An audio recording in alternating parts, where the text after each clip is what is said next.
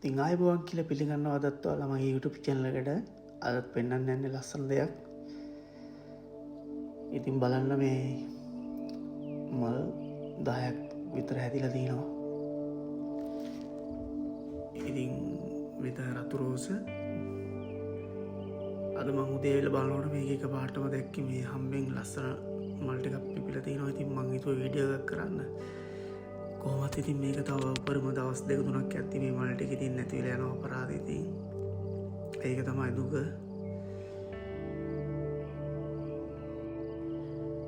ඉතින් ඇත්තටම මේක විතරක් නෙමෙයි මම දැක්ක තව කීප තැනකම රෝස මල් වර්ගයක් ඇවිල්ලා තියෙනවා. ඉතින් මේ පාර මේකේ තමයි ගොඩක්ම මල් තියෙන්නේ.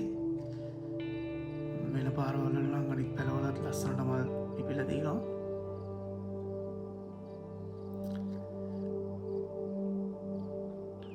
මං හිතනවා ඕගොල්ලෝගේ ගෙවල් වල මීට වැඩිය ලස්සන මල් ඇති.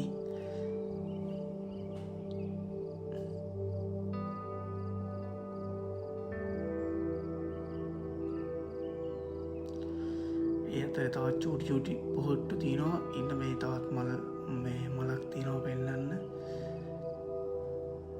මේ තියෙන්නේ මේ පොඩි පොහොට්ටු 2-3ක් තියෙනවා. මේකත් තව දවස් කීපකින් හැදෙයි. මේ තියෙන්නේ පේන්නේ ඒක ලස්සන තැඹිලි පාට මලක්. ඊට පස්සෙන් තියෙන ආමන්ඩ් ගහක්. මෙන්න මේක බලන්නකො. මේක මම එදත් වීඩියෝ එකේ පෙන්නුවා. මේකේ තියෙන්නේ මේ අලයක් තියෙන්නේ. මේක පෝච්චියට ඇලයක් තියෙන්නේ. මේක මෙන්න මේ සමරකේදී උඩට ওই ගහ මතුවෙලා මෙන්න මේ මල හැදෙනවා. ඉතින් ඒක අර අපේ ලංකාවේ සපත්තු මල වගේ ලස්සනට හැදිලා රේණු වගේ එළියට ඇවිල්ලා තියෙනවා.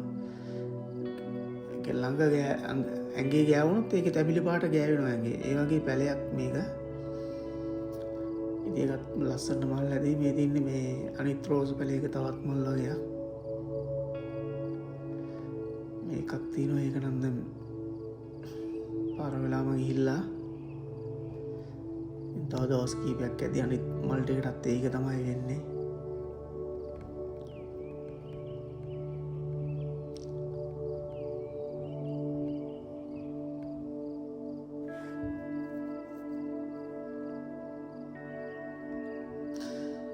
මේ බලනකො මේ පැලේට වතුර නැතුව මේ මැල වෙලා තියෙන ඔයාලට පේනවද? ඉතින් ඇත්තටම වතුර ඕන මේ දවස්වල සෑහෙන රසණයක් තියෙන්නේ. මේ පේනව නේද? මේ තියෙන්නේ අර මං එදා කලින් දවස් වීඩියෝ එකක් දැම්ම මේ පැලයක් කප්පාදු කරන බලන්න ලස්සනට කපලා තියෙන අන්නේ පැලේ තමයි මේ කලින් වීඩියෝ එකේදී මම මේ පැලේ තමයි කප්පාදු කරේ. ඉතින් බලන්න මේවට දැන් වතුර වුණා වගේ පේනවා. ඉතින් දැන් වතුර ටිකකුත් දාන්න ඕන. මෙන්න මේ පැලේ ලංකාවේ මෙන්න මේ ශාකේ ලංකාවේ තියෙන මට මතක නෑ මොකද්ද මේ කියලා. දන්න කෙනෙක් ඉන්න නම් පුළුවන් නම් කමෙන්ට් එකක් දාන්නකෝ. මේ මට හරියට මතක නෑ. මේක ලංකාවේ තියෙන පැලයක්.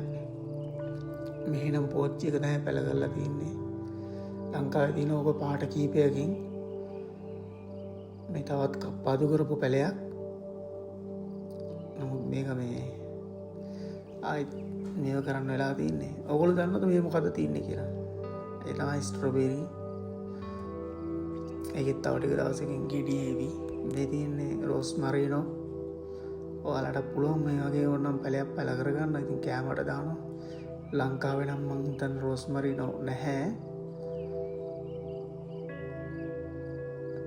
ඇත්තට මේක හොඳ රසයි කැමරට දැම්මම. ඉතින් මේ කට්ටිය ගොඩක් ඒවා පාවිච්චි කරනවානේ. වතුර ටිකක් දාලා බලමු. දැන් මේක මෙන්න මේ පැල ඔක්කොටම වතුර ටිකක් දානවා. මොකද මේ දවස්වල සෑහෙන රස්නේ. ඒ ඇත්තටම වතුර දැම්මම මේ මාර විදිහට පන ගහලා එනවා.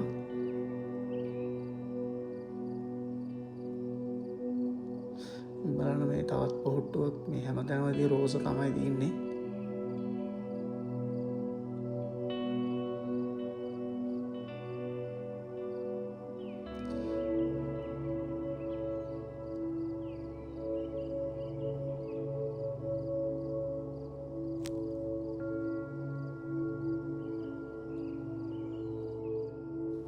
මේ වතුර ගොඩක් ඕන නිසා එහෙම හෝස් එක ටිකක් වතුර ටිකක් පිරෙන්න තියලා තව වටයක් ගහලා බලමු. මේ තියෙන්නේ මේ තවත් මේ ලස්සන මලක් තියෙන පැලයක්. ඉතින් මේවා ඉතින් කොච්චර කරත් තව දවස් කීපයක් යද්දි මේ ටික හැලිලා ගිහිල්ලා මල් ටික පාර වෙනවා. මේ බලන්නකො මේ පෝච්චි දෙහි පැලයක්.